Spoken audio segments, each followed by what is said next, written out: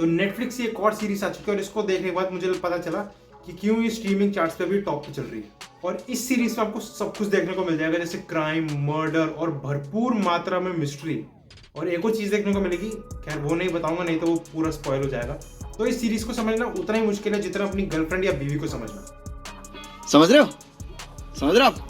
समझ रहे हो ना? और बाय चांस कोई लड़की वीडियो देख रही हो तो ये डिमीनिंग नहीं है, ये सच्चाई है, and you know that as well. तो इस सीरीज का नाम है बॉडीज और इसकी कास्ट लिटरली इतनी बड़ी है ना कि मतलब मुझे काफी टाइम लग गया सबसे कनेक्ट करने में। मतलब सबसे तो कनेक्ट कर नहीं पाए, कुछ आधे से ज्यादा तो फालतू के कैरेक्टर थे, बट जो मेन थे जिसके अराउंड पूरी स्टोरी थी उन सबसे आप अच्छे से कनेक्ट हो जाते हो। अब बाकी इसकी स्टोरी की बात कर लेते हैं, तो स्पॉइलर नहीं होंगे तो टेंशन मत लेना। तो इसमें एक आदमी का मर्डर होता है जिसकी बॉडी हमेशा एक ही जगह मिलती है 4 अलग अलग टाइमलाइंस में।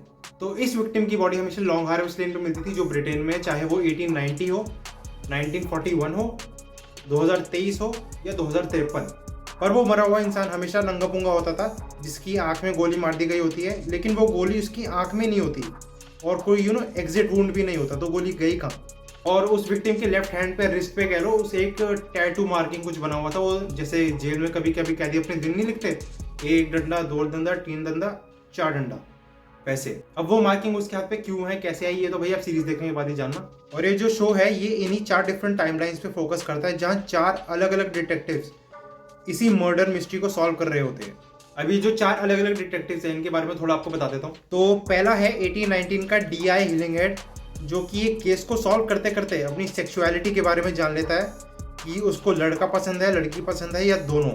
फिर आते हैं 1941 में, जहाँ D.S. वाइटमैन को ये बॉडी तो मिलती है पर उसको एक फोन कॉल भी आता है कि इस बॉडी को ठिकाने लगा दो, पैसा मिलेगा। But D.S. वाइटमैन के साथ कुछ ऐसा होता है जिसकी वजह से वो सुधर जाता है और वो फाइनली केस पे ध्यान देना चालू करता है। फिर हम पहुंचते हैं 2023 में, जो मेरे हिसाब से बेस्ट स्टोरी थी बाकी तीनों के कंपैरिजन में। तो इस टाइमलाइन में D.S. हसन होती है जो ना कि सिर्फ इस इन्वेस्टिगेशन को शिद्दत से सॉल्व करने की कोशिश करती है बट टेररिस्ट थ्रेट से भी लड़ती है जो शायद ब्रिटेन का नक्शा बदल दे। फिर आते हैं 2053 में, जो ये आखिरी टाइमलाइन होने वाली है और ये एक डिस्टोपिया फ्यूचर है जहाँ कुछ हादसा हुआ था, बॉम्ब फटा था जिसकी वजह से ऑलमोस्ट आधा ब्रिटेन खत्म हो गया था, लेकिन अब ये एक हाईली एडवांस सिटी बन चुकी है।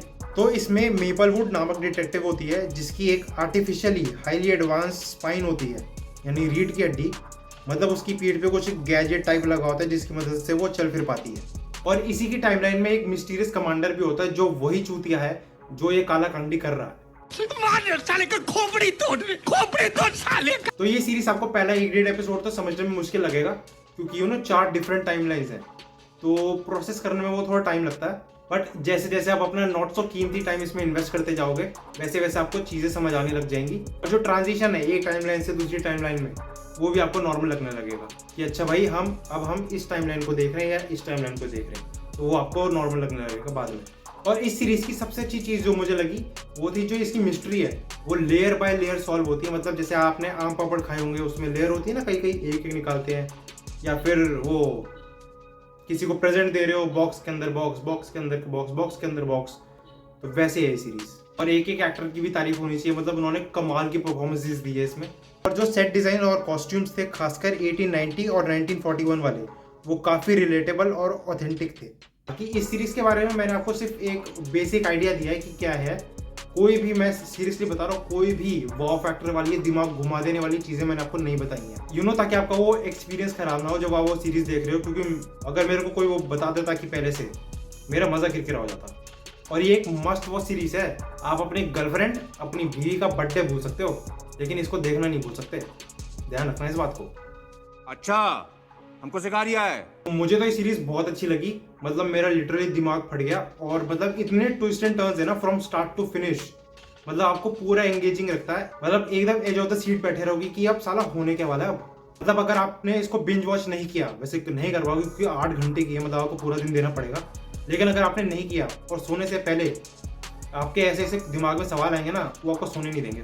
बाकी मेरे लिए तो यार ये टेलर मेड सीरीज है जहाँ मुझे जो जो जॉनर पसंद है वो सब इसमें डाल रखा है इन्होंने। बाकी अभी तक आपने अगर ये सीरीज नहीं देखी तो जरूर देख लेना, और अगर देख रखी हो तो कमेंट करके जरूर बताना कैसी लगी। बाकी इसी के साथ मैं निकलता हूँ। वीडियो पसंद आई तो लाइक और सब्सक्राइब कर देना।